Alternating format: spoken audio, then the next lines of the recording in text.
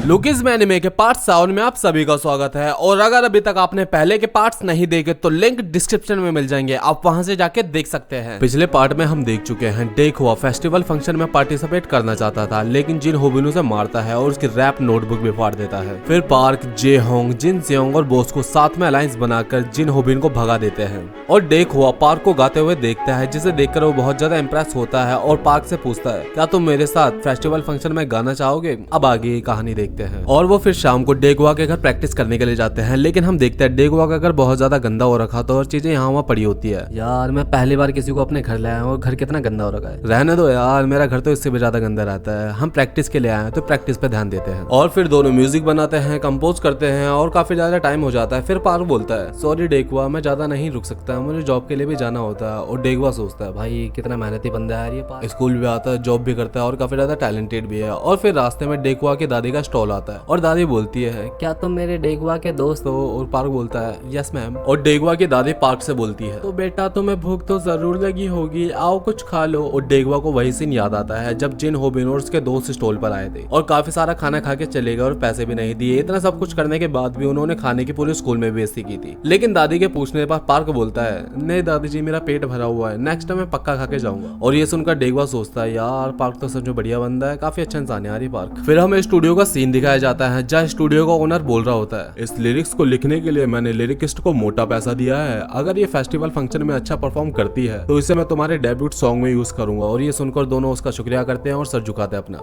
फिर studio owner बोलता है, मेरे साथ रहोगे तो तुम्हें इज्जत, दौलत, शोहरत सब मिलेगी जो तुम चाहते हो। और ये सुनकर जिन होबी ने एक एटीट्यूड वाली स्माइल करता है। फिर हम स्कूल का सीन देखते हैं जहाँ डेक हुआ लिरिक्स लिख कर लाता है और ये दोनों भाई उसके लिरिक्स पढ़ के पागल से हो जाते हैं और कहते हैं कि भाई कितने बढ़िया लिरिक्स लिखे है, क्या तुमने सच्ची में एक रात में लिखे है? और ये सुनकर डेक हुआ बोलता है कि अरे शुक्रिया शुक्रिया यार, मेरी इतनी तारीफ मत करो, और चलो गाने की शुरुआत करते हैं। और इनका गाना सुनकर तो इन भाई साहब के हाथों से इनकी चीज गिर जाती है और ये कहते हैं, वाह तुम दोनों ने तो कमाल कर दिया। और डेकुआ बोलता है, पार्क तुम्हारी आवाज तो सच्ची में कितनी अच्छी है। ओ थैंक यू डेकुआ। और फिर डेकुआ बोलता है, लेकिन सच बताऊं तुम्हें थोड़ी सी प्रैक्टिस की जरूरत है, तुम थोड़े से अच्छे से लिरिक्स याद करो और अपने वोकल कोर्स पे ध्यान दो। और ये तीनों घर जा रहे होते हैं, तभी पार्क डेकुआ को बताता है कि उसके गले में थोड़ा दर्द हो रहा है। और डेकुआ बोलता है, अरे भाई थोड़ा आराम करो यार, इतने कष्ट मत दो अपने वोकल कोर्स को, हमें फेस्टिवल फंक्शन में भी गाना है। और फिर पार्क घर जाकर सोचता है कि मैं भी तो डेक हुआ की तरह ही हूँ, लेकिन डेक हुआ तो मुझसे कहीं ज्यादा टैलेंटेड है। मैं तो बस अपनी मॉम से शिकायतें करता रहता था कि तुमने मेरे लिए किया क्या है, लेकिन डेक हुआ सच्ची में कितना ज्यादा टैलेंटेड है। और पार्क बोलता है कि मुझे डेक हुआ के लिए कुछ तो करना होगा। और फिर पार्क अपने स्टोर पर होता है और पार्क स्टोर पर गाना गाने की सोचता है, लेकिन वो देखता है कि उसका गला बिल्कुल नहीं दर्द कर रहा और वो सोचता है कि मैं अपनी बॉडी स्विच करके जितनी मर्जी प्रैक्टिस कर सकता हूँ अब। और फिर पार्क प्रैक्टिस करने लगता है, तभी वो प्यारे से लड़की आती है और कहती है,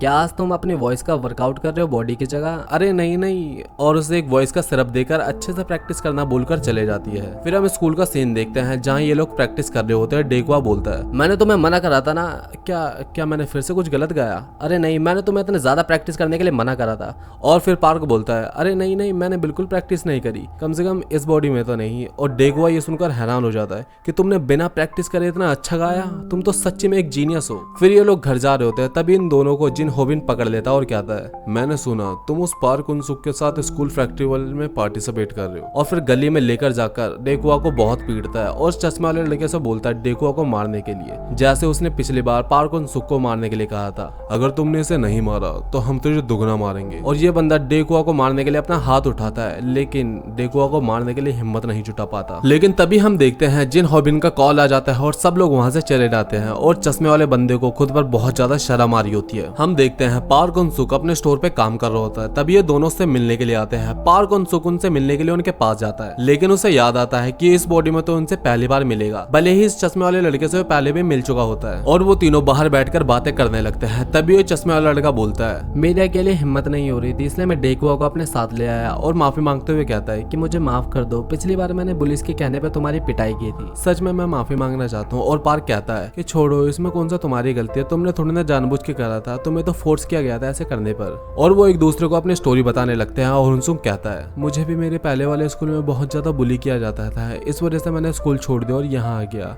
मुझे तो मेरी मॉम के सामने भी बहुत ज्यादा पीटा गया और ये सुनकर ये लोग बोलते हैं कि भाई इसके साथ तो हमसे भी ज्यादा बुरा हुआ यार। और फिर वो दोनों हैंडसम वाले पार्क की तारीफ करने लगते हैं। लेकिन जब से हमारे स्कूल में पार्क उनसुक आया तब से बहुत कुछ चेंज हो गया। वो सच में बहुत ज्यादा गुड लुकिंग है और उससे ज्यादा वो दिल का बहुत अच्छा है। पहले तो मुझे लगता था वो भी बाकियों की तरह मुझे बुली करेगा, लेकिन उसने मुझे बुलियों से बचाया और मुझे बहुत ज्यादा मोटिवेट करा और मेरे रैप की बहुत ज्यादा तारीफ करी। तभी सामने से बॉस को भाई आ जाता है और ये कहता है, क्या जो तुम बोल रहे हो वो सच है? क्या वो सच में दिल का बहुत अच्छा है? और ये तीनों बोलते हैं, हाँ भाई सच में वो एक अच्छा इंसान है। और बॉस को बोलता है, लेकिन उसने मेरे सामने तुम्हारी मम्मी से पैसे लिए थे। और पार्क को अब जाके पता चलता है कि उस दिन बॉस को ने उससे इतने ज्यादा फाइट क्यों करी। अरे नहीं, मॉम ने तो उसे बस कॉफी के पैसे दिए थे बॉस को भाई। और बॉस को भाई को अब जाके रियलाइज होता है कि भाई वो कितनी बड़ी गलतफहमी में था। और बॉस को वहां से ये बोलकर चले जाता है कि तुम्हें अगर ट्रेनिंग की जरूरत हो तो मुझे बता देना। और वो फिर स्कूल में अपने गाने के प्रैक्टिस कर रहे होते हैं और भाई सच में बहुत बढ़िया प्रैक्टिस कर रहे होते हैं। काश मैं गाना अपलोड कर सकता, सच में बहुत बढ़िया गाना गाया था। और वहीं हम स्टूडियो का सीन देखते हैं जहां होबिन बता रहा होता है कि हमारा परफॉर्मेंस सेकंड लास्ट है और फर्स्ट है डेकुआ का। तो गाइस कल इस सीरीज का लास्ट डे होगा, तो इस सीरीज खत्म होने वाले हैं। यार सच में सीरीज की बहुत याद आएगी। तो मिलते हैं कल, तो देखना मत भूलिएगा गाइस।